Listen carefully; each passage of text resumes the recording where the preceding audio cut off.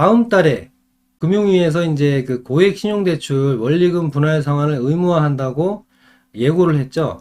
그래서 거의 이제 반응이 이제 면역이 되다 보니까 마이너스 통장 대출이 굉장히 많이 늘어났다고 합니다. 미리 이제 규제가 나오기 전에 대출을 많이 받아 놓는 거죠. 그래서 이제 3월 달에 규제 예고를 했기 때문에 작년 11월부터 12월 그리고 1월 달, 2월 달에 엄청나게 신용대출을 많이 받았다라고 하는데요.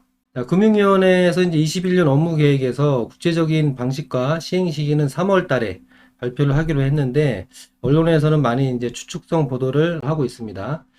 막차타기죠. 막차타기 수요가 급증하면서 마이너스 통장이 엄청나게 지금 불어났다라고 합니다. 이 시청자분들 중에서도 규제 전에 마이너스 통장 열어놓으신 분들이 있으신지 모르겠는데요. 1월 달에만 그 마이너스 통장 개설이 4만 3천 개가 잔액으로 치면 1조 5천억 원 정도 된다라고 하는데요. 시중은행에서만 지금 집계를 한 건데, 뭐 다른 뭐 지방은행이나 뭐 다른 뭐 새마을금고, 신협 등 이금융권까지 포함을 하면 이것보다 더 늘어날 것으로 예상이 됩니다. 신용대출을 분할 상환하는 게 이제 의무화가 되면 한 달에 내야 하는 그 원리금이 굉장히 많아지게 되죠. 1억 원 정도를 이제 5년간 빌렸을 때 신용대출을 마이너스 통장으로 이제 개설을 하면 내가 쓰는 대출만큼 이자만 나오니까 한 연간 한 300만 원 정도 이제 이자가 지출이 발생이 되는데, 이게 이제 원금 분할 상환으로 이제 바뀌게 되면 한 달에 180만 원으로 쑥 올라간다라고 합니다. 그래서 지금 기존에 이제 신용대출을 받으신 분들은 미리 조금 더 받으시려고 이제 많이 이제 알아보고 그랬다고 하더라고요. 어쨌든 지금 그 고액 신용대출의 기준이 이제 규제가 나오기 전이니까, 규제 발표되기 전에 대출을 사용하시는 분들은 적용이 안 됩니다. 이거 소급 적용은 안 되는 거죠. 그리고 마이너스 통장 대출은 또 적용이 안 됩니다. 그 은성수 그 금융위원장이 한 언론 매체에 나와서 당연히 소급 적용은 하지 않을 거고, 규제 전에 이제 대출은 안 건들겠다라는 얘기죠. 그리고 이제 마이너스 통장까지는 적용을 안 하겠다라고 이제 얘기를 했다고 합니다. 정리를 하면 마이너스 통장은 제외, 그리고 이제 소급 적용은 안 하고, 그 기준을 어디에 잡을 거냐, 고액 신용대출이라는 기준이 어디에 잡을 거냐 보니까 한 1억 원을 초과해서 대출을 하는 거를 고액으로 이제 기준을 삼을 것 같습니다. 그리고 이제 개인 연봉이나 이제 상황에 맞는 이제 기준을 잡아서 어떤 원금 분할 상환을 이제 기준을 잡을 것 같은데요. 연봉을 초과하는 대출이 이제 원리금 상환에 올라갈 것으로 예상이 됩니다. 이게 무슨 얘기냐면, 예를 들어서 연봉이 이제 1억 원인 사람이 3억 원의 이제 신용대출을 신청을 했을 때, 자기 연봉만큼만 규제에 적용을 안 받고 초과되는 2억에 대한 부분만 원금 분할 상환을 시키는 걸로 지금 아주 유력하게 보이고 있고요. 그 다음에 두 번째는 이제 신용대출 전체 금액의 이제 일부 상환하는 식으로, 예를 들어서 3억을 빌리면 3억의 30%인 9천만 원만 분할 상환을 하고, 나머지 2억 1천만 원은 종전대로 이자만 내는 방식이나 마이너스 통장 방식으로 개설을 한다라든지 뭐 이런 식으로 하게 될 것 같다라고 합니다. 분할 상환 의무화에 관련된 Q&A인데요. 언제부터 시행이 되냐? 시행 시기와 세부 내용은 3월 달에 발표를 하고요. 발표 이후에 실제 시행까지 유예 기간을 거쳐서 충분히 기간을 둘 계획이라고 합니다.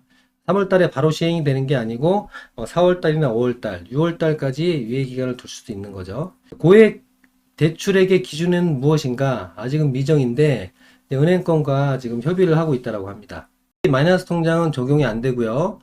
기존 대출 갱신 때 적용이 되는지 부분도 아닙니다. 규제 시행 이전에 받은 대출은 소급 적용을 하지 않는다라고 하네요.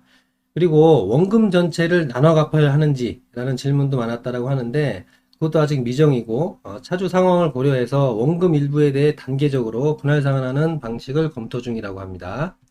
그 고액 신용대출 작년에 11월 달에 발표가 나왔던 건데요. 이제 금융위원회에서 발표한 자료입니다. 그 차주 단위 DSR, 은행은 40% 그리고 비은행은 60% 적용 대상을 고소득자의 고액 신용대출까지 이제 확대를 했었죠. 연봉이 8천만 원 넘으시는 분들이 1억 원을 초과하는 대출을 하게 되면 DSR 40%를 적용을 하고, 그 다음에 신용대출을 받고 난 후에 1년 안에 주택을 사게 되면 신용대출을 회수하는 그 법이 발의가 됐었습니다. 네, 알고 계시라고 말씀을 드리는 거고요. 정확하게 말씀을 드리면 규제 시행 이후에 신용대출 총액이 1억 원을 초과하고 해당 차주가 1년 내에 주택을 구입, 그러니까 전체 규제 지역 내입니다. 투기 지역, 투기 가열 지구, 조정 대상 지역 내에 주택을 매수하는 경우에는 신용대출 회수입니다. 지금 더 문제가 뭐냐면은 그 신용대출 분할 상환 의무화보다도 지금 금융당국에서 3월 달에 지금 발표하려고 하는 게 그 차주별 DSR이거든요.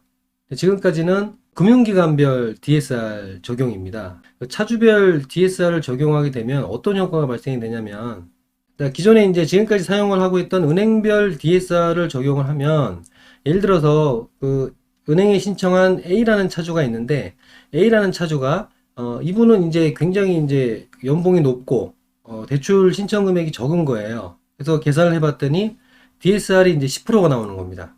A 차주는.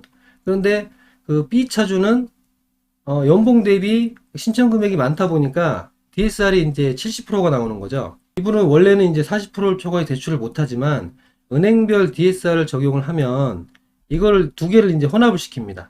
이걸 70%를 좀 낮추고 10%를 좀 높여서 평균 DSR 40%를 맞추는 거죠. 네, 그렇게 해서 이제 지금까지 은행에서 대출을 하다 보니까 차주별 DSR을 전환을 하겠다라는 얘기거든요. 주택담보대출 심사 시에도 이제 변화되는 게 하나 있는데요. 지금까지 이제 주택담보대출 심사 시에 LTV, DTI로 이제 계산을 했던 것들이 이제 DTI가 아니고 DSR로 전환 추진을 합니다.